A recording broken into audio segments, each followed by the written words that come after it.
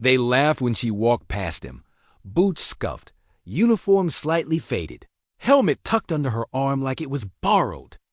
To them, she looked like someone who did not belong, someone who had slipped through the cracks of discipline and pride.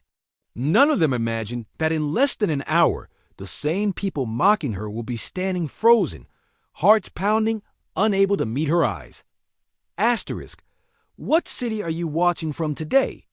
If this story resonated with you, hit subscribe for more stories about extraordinary people. Her name was Lieutenant Amina Rahman, though almost no one on the base knew that.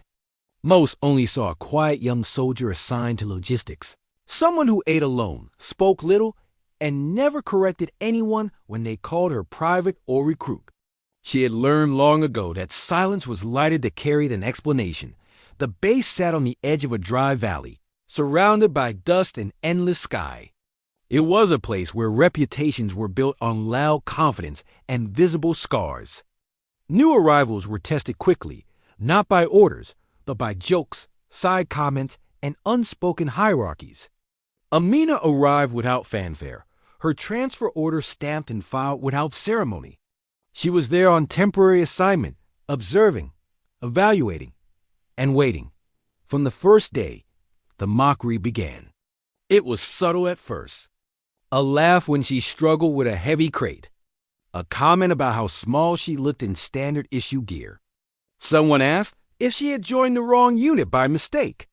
She smiled politely and kept working in the mess hall. Conversations would pause when she sat nearby, then restart with exaggerated bravado. Stories of past missions grew louder, more heroic, as if daring her to challenge them. She never did.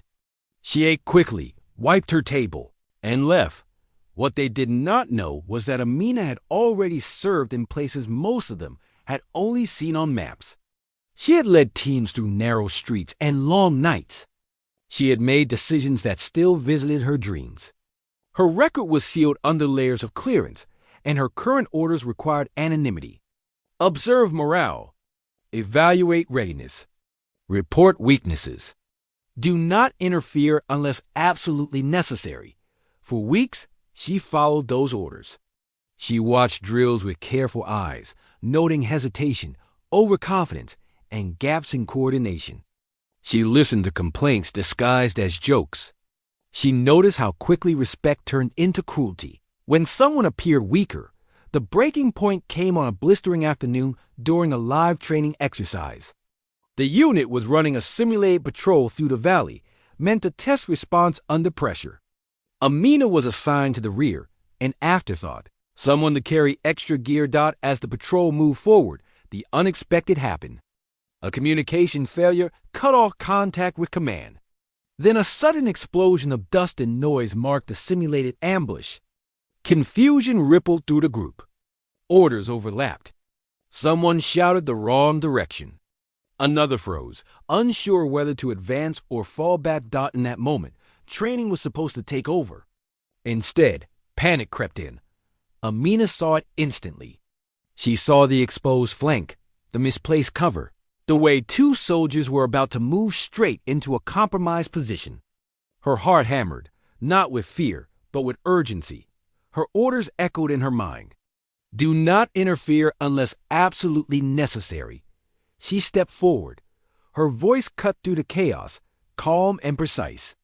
She issued clear commands, redirecting movement, repositioning the team, sealing the gap before it widened. She spoke with authority that did not ask for permission. It assumed obedience. For a split second, no one moved. Then something in her tone reached them. They reacted, falling into place as if they had trained under her for years. The patrol stabilized. The simulated threat was contained. Silence followed, heavy and stunned. They stared at her. One of the sergeants laughed nervously and asked who she thought she was.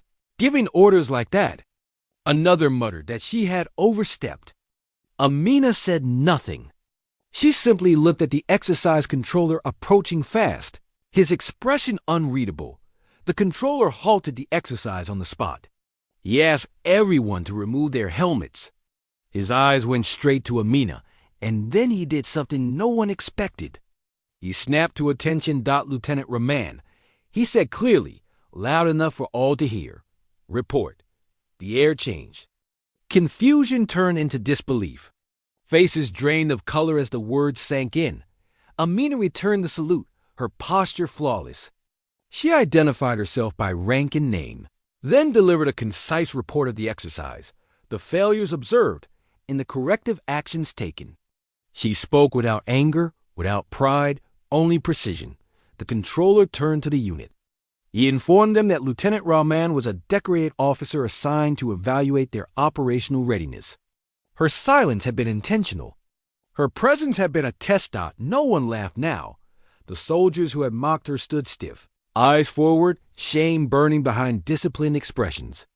The sergeant who had questioned her authority swallowed hard.